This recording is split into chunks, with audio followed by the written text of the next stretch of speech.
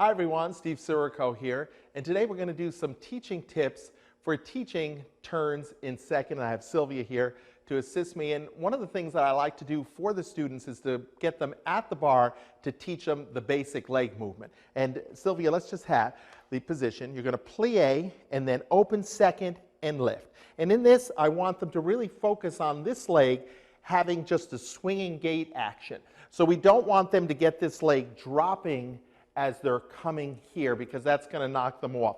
It's just a swinging gait. The only thing that's going to change is the level of that supporting leg. So they plie when it comes front, and then they open and the leg opens. You'll also notice the hands a little bit in front of the shoulder. Now let's do it for a minute, Sylvia, with the plie and releve. So now we're going to do it continuous with the leg action. So I'll have them take the leg front and they plie and lift, plie and lift, plie and lift, plie and lift. All right, now once they get comfortable at the bar with that action, you can even have them let go with the other hand and then get both of the arms working. And now they're ready to come into the center. So Sylvia, let's go into the center. So again, they got that action with the arms, and one of the things I like to really stress to the students is that they're going to press into the floor. So let's just pretend we're turning for a second, Sylvia. Leg is out, they plie, and then here when they rise up, this is pressing into the floor. That's going to really help stabilize them and a long reach away with that leg.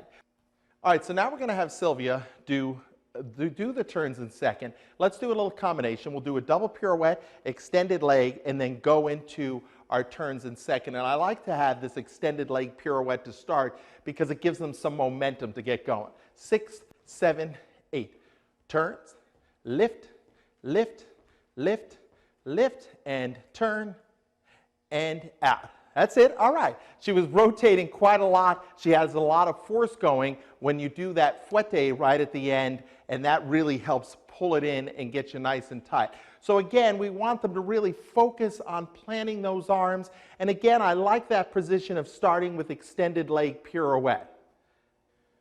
So now here's another little variation on it where we can do turns in second into a little fouette pirouette and go right back into our turns in second.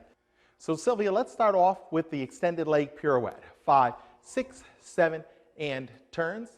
Lift, lift, lift, and turn. Good. And turn, and step. Very nice. So again, once you get some momentum going with those turns in second, you can really, every time they do the fouette, that's really going to pull it in. Now, Sylvia, just take your leg out to second.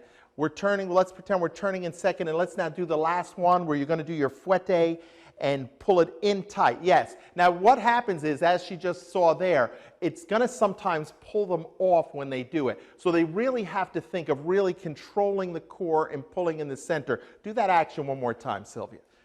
Out, in. And they really have to stabilize themselves as they do it, because that's going to really help them plant that position. Well done. All right, thank you, and hope this teaching tip comes in useful.